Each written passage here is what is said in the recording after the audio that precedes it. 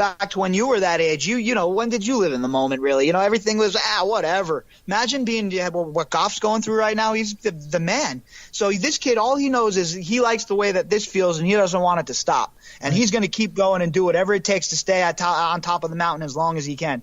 And this Rams team, let me tell you what, this might not be the year that they win it all, that they bring it in, but this is the kind of team that everybody needs to take notice of. This team is definitely trending up. This is a top 5 franchise in football in the next 5 years, in my opinion, and I wouldn't be surprised, and honestly, I would not be surprised to see multiple championships with this team. No, going into a brand new stadium, it's built correctly. Yeah. They've got it all dialed in. And I feel really bad for the Chargers. You picked the wrong time to come to L.A.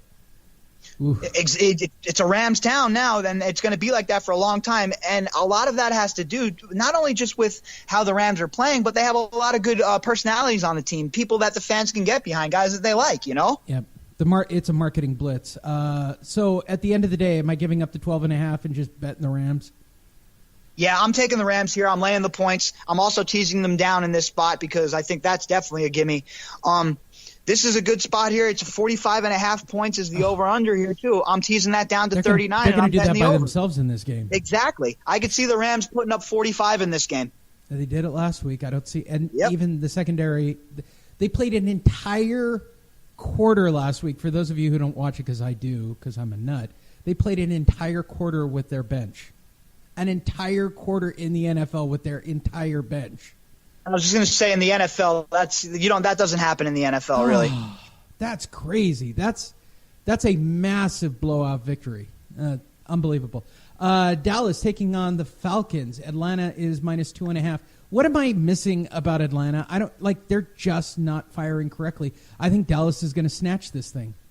Yeah, I not only do I think Dallas is going to snatch it, I think Dallas is going to give them a beating. I think that the Falcons still haven't recovered from last year's meltdown in the Super Bowl. It's pretty much all the same faces, the same coaching staff. I think Elliott's going to have a field day against these guys. I'm not really big on the Cowboys either, but like I've been saying from the beginning of the year, I'm not big on the Falcons. So I think that this is a good spot. The Cowboys +3 here is a great bet. I'm betting the Cowboys money line. I'm taking them +3, and I'm certainly teasing them up to +9. The upset of the week brought to you by Lee Honish. New York Giants taking on San Francisco 49ers. The O must go. Today's the day. The Sunday will be the day. San Francisco gets healthy in basically a pick'em. It's -2, but it's a pick'em. San Francisco with a brand new quarterback, brand new attitude, a good week of practice. Let's go, San Francisco. Is this the week the O must go? I think this is the week. The Giants are in disarray. It's so brutal for the Giants.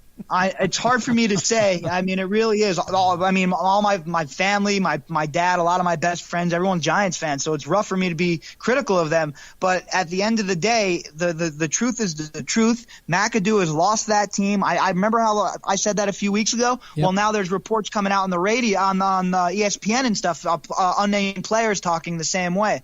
McAdoo was never the right guy for that job. They need to bring in a big-time coach to coach in New York. We all know that. It's not the Jets. The Jets can get away with stuff like that because, well, they're the Jets. They're the Jets. The Giants are like the Yankees. They have to win. It's anything else is unacceptable for the New York Giants and their fans. So they're going to have to really the Mariners are going to have to reevaluate what's going on, and I think McAdoo's going to have to go. And I mean, if I'm the Giants, I open up the bank and see what Saban wants. I really think that Nick Saban this time around in the pros, I think that he would. I think he's the right guy for the Giants right now. But I don't know if he's going to leave Alabama. The biggest NFL team. I mean, outside of Dallas, it is.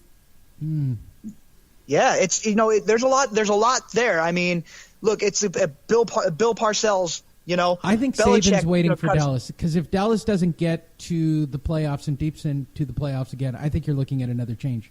And I think you can get Saban to Dallas. With his connections with Jerry Jones, that's definitely plausible. And then if the Giants can't go after Saban, then there's another guy that he says he doesn't want to coach anymore. But I'd offer him $10 million a year, Bill Cowher. Sure. Offer him $10 million a year for 5 years, have him come in and stabilize things, because look, there was no plan when they got rid of Tom Coughlin. I think you have to go after Cowher or Gruden. I think you need a name of that size. Absolutely. And then, even if you can't get something like that, then you might have to do an experiment kind of like the Knicks did with Phil Jackson. You have to maybe go see what Bill Parcells is doing to become the president of the team or something. Or you're going to have to go outside the box and play it like the Rams and find some wonderkid who understands numbers and offense. And I still don't know how the Rams pulled off what they did. Their head coach makes no sense to me. There is no rational explanation for hiring a head coach who's 30 years old. But his knowledge of offense is ridiculous.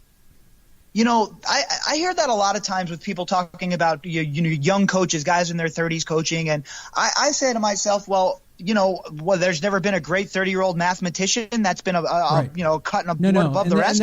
And that's what offense comes down to in the NFL. Now it is about what plays work. And if you watch the Rams, which I've watched every single snap of the game, you're talking about timing plays and execution. And you bring that to the NFL where you're really running legit option and motion fakes and sweeps. Those old timers don't know what to do with themselves. Yeah, he's definitely revolutionizing it, and it looks like a college formation sometime, and I think that's the way the league is going to start heading soon. It's already a pass first league. I mean, it used to be a run first league, but we all know that everything revolves around the quarterback in the NFL. So I think we're going to see a lot more of that kind of stuff. I think we're going to even see go back to even some more like run and gun style offenses eventually. If we were a true run-first team, Dallas would have a better record than they actually do. The Chargers would have a better record than they actually do.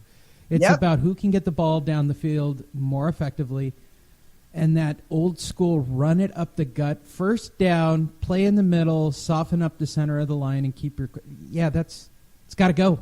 It's got to go. That first down for a half yard, that first play for a half yard that everybody above the age of 40 runs.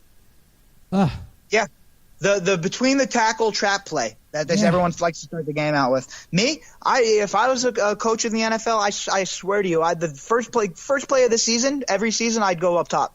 Sure, or run slants until my head explodes. Yeah. I'm going up top to whoever my top weapon is, and we're going to start things off with a bang. Get your guys out in space. If you've got a running back, get them out in space and let them run. Which takes us to Sunday night, the game that would have been probably the game of the week, which is no longer the game of the week. New England Patriots about to beat up an already beat up Denver Broncos team, which is so beat up that I don't even know what to say. They've still got the same defense, which means a lower scoring affair, but they're on the field too long now.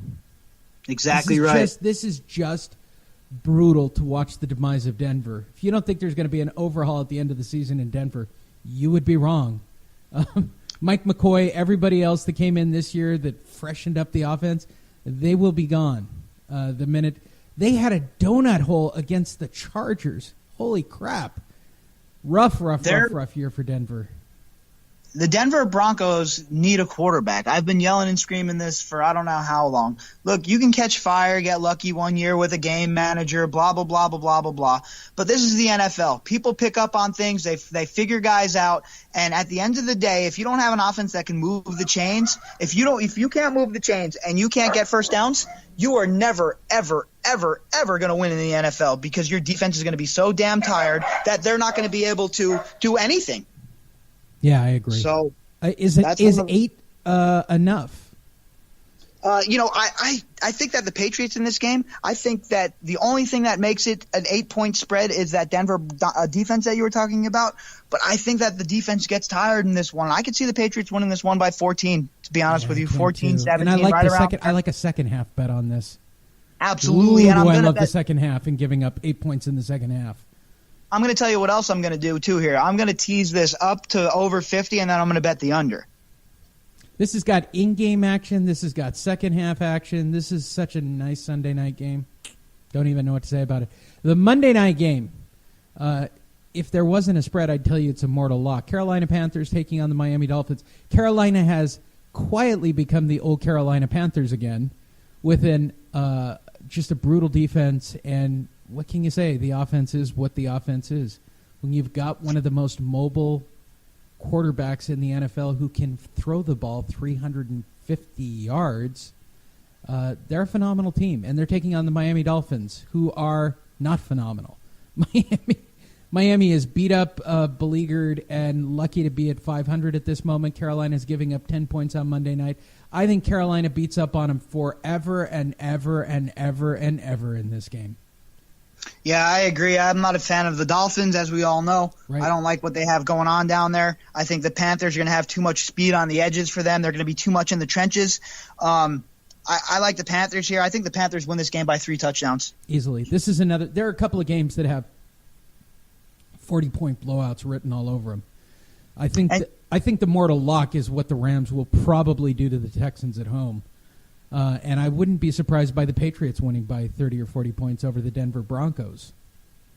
Yeah, that definitely has a blowout written all over it. And one other thing that I've noticed on ESPN, it's funny, they still have Jay Ajayi listed as a Dolphin on players to watch. I mean, get no wonder that nobody wants to watch your network anymore. You have the worst talent. As a fantasy owner of Jay Ajayi, he did quite well his first week in Philadelphia, which makes Philadelphia the most awesome team in the NFL. So going into the bye, this guy shows up, makes an impact, scores a touchdown.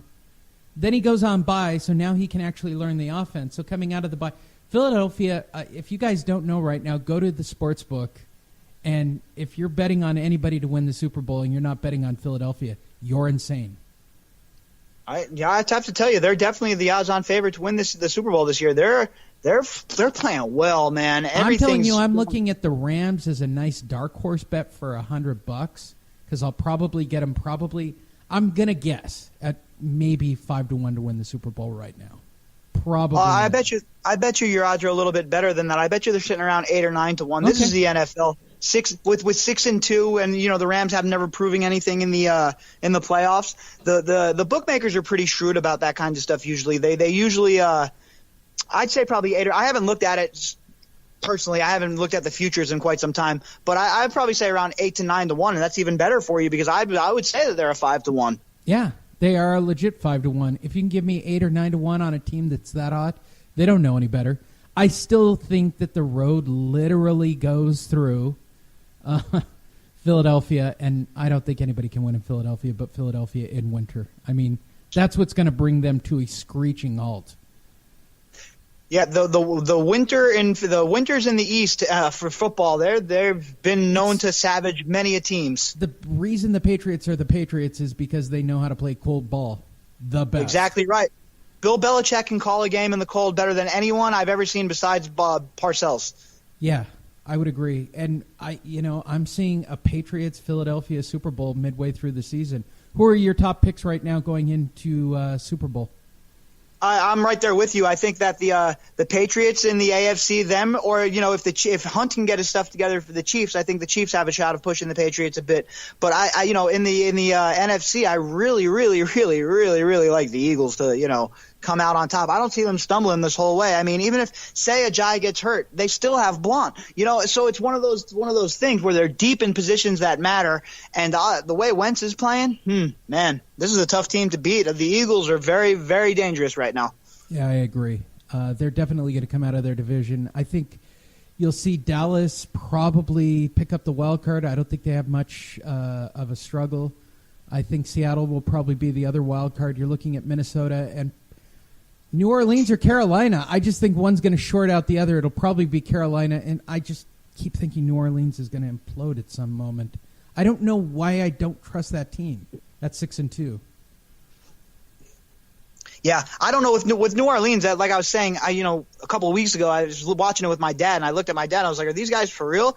And it's starting to look like they are. But I think that Carolina is still the better team at this point. I think obviously the more seasoned team, and I think that Cam Newton can just do a little bit more than Drew Brees if the whole thing falls onto his shoulders. I think Cam Newton at this point in his career has more tools to put the team on his shoulders and win the game.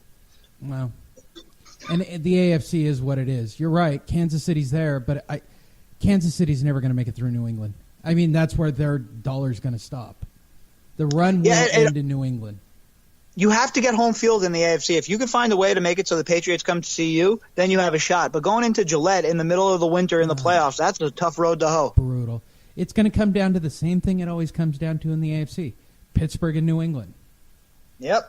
It always does. You just can't ever take – Quietly, Pittsburgh has built a championship franchise. They might not have all the championships of New England, but the number of divisional wins, the number of playoff appearances, and Pittsburgh, what a solid franchise. Oh, there's no doubt. They do it the right way there. Mike Tomlin